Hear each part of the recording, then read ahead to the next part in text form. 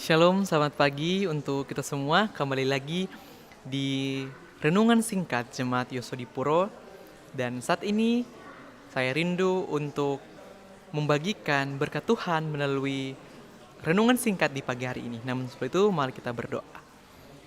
Kebutuhan terbesar kami saat ini adalah kecurahan Roh Kudus Tuhan boleh menempati hati dan pikiran kami, sehingga kami boleh mengerti maksud dari firman-Mu, boleh menjadi satu berkat dalam kami melakukan aktivitas kami di sepanjang hari ini. Kami berdoa ini di dalam nama Yesus. Amin. Judul renungan singkat kita di pagi hari ini saya beri judul yaitu Emergency Prayer. Apa sih emergency prayer itu? Emergency prayer adalah doa darurat. Kenapa disebut doa darurat? Karena di dalam Alkitab menekankan kepada kita semua bahwa ketika kita berdoa harus masuk ke dalam kamar atau mencari tempat yang sunyi baru kita berdoa. Nah, kenapa saya memberikan judul emergency prayer? Karena di mana dalam satu kondisi kita harus melakukan doa darurat, apakah di dalam kendaraan atau kita misalnya terjadi bencana alam atau terjadi kecelakaan, kita tidak bisa lagi mencari tempat yang sunyi, tapi setelah kita boleh melakukan emergency prayer. Nah, di dalam Yakobus 5 ayat 16b mengatakan bahwa doa orang yang benar bila dengan yakin didoakan sangat besar kuasanya.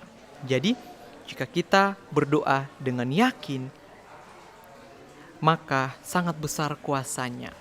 Nah, kita bisa lihat contoh di dalam Alkitab bagaimana tokoh seorang ini bagaimana dia melakukan emergency prayer di dalam satu kondisi di mana dia harus memerlukan bantuan Tuhan, di dalam suatu kondisi yang tidak ada lagi jalan keluar. Apa yang dia buat? Emergency prayer. Kita bisa lihat di dalam Daniel pasal yang kedua. Daniel pasal yang kedua, kita bisa lihat bersama. Daniel pasal yang kedua, ayat yang ke-16. Kita sudah tahu bersama cerita tentang Daniel pasal yang kedua, bahwa ketika orang-orang pintar dipanggil untuk mengartikan mimpi ini tapi tidak bisa mengartikan apa yang terjadi, yaitu Daniel menghadap raja dan dia meminta waktu. Dan apa yang terjadi? Daniel pulang dan dia menceritakan hal itu kepada teman-temannya dan mereka berdoa.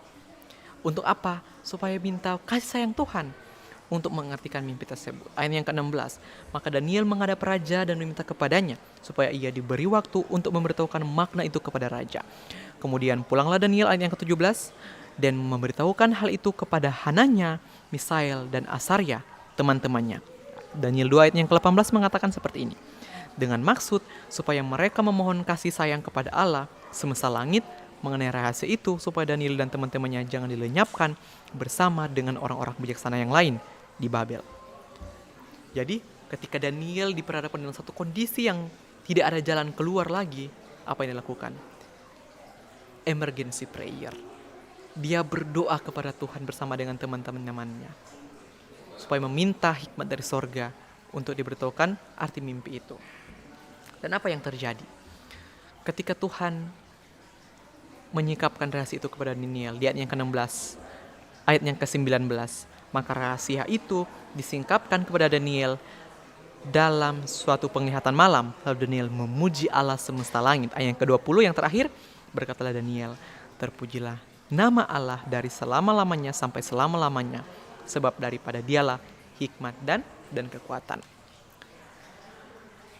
Pelajaran di pagi hari ini mengajarkan kita semua bahwa dimanapun kita berada, ingatlah Tuhan. Ketika dalam satu kondisi yang kita memerlukan bantuan Tuhan untuk memecahkan masalah atau mengambil suatu keputusan, misalnya ketika di kendaraan kita mau melakukan perjalanan, kita bisa berdoa dalam hati. Atau misalnya ketika kita hampir kecelakaan, kita boleh berdoa dalam hati. Tuhan, terima kasih sudah menjauhkan dari kecelakaan. Karena saya banyak sekali mengalami hal itu. Ketika saya hampir kecelakaan, saya bersyukur Tuhan masih menjaga, dan itulah disebut dengan emergency prayer. Ketika terjadi suatu bencana atau kecelakaan tapi kita masih baik-baik saja, kita berdoa bersyukur kepada Tuhan. Dan itulah dinamakan dengan emergency prayer. Kenapa dia disebutkan emergency prayer? Karena disitulah di saat kondisi darurat kita memerlukan bantuan Tuhan. Biarlah renungan singkat pagi ini mengajarkan kita semua bahwa dimanapun kita berada, selalu libatkan Tuhan untuk menuntun langkah kita supaya kita tetap selalu dalam perlindungan Tuhan. Tuhan memberkati kita semua. Saya Bawa Yesus. Amin.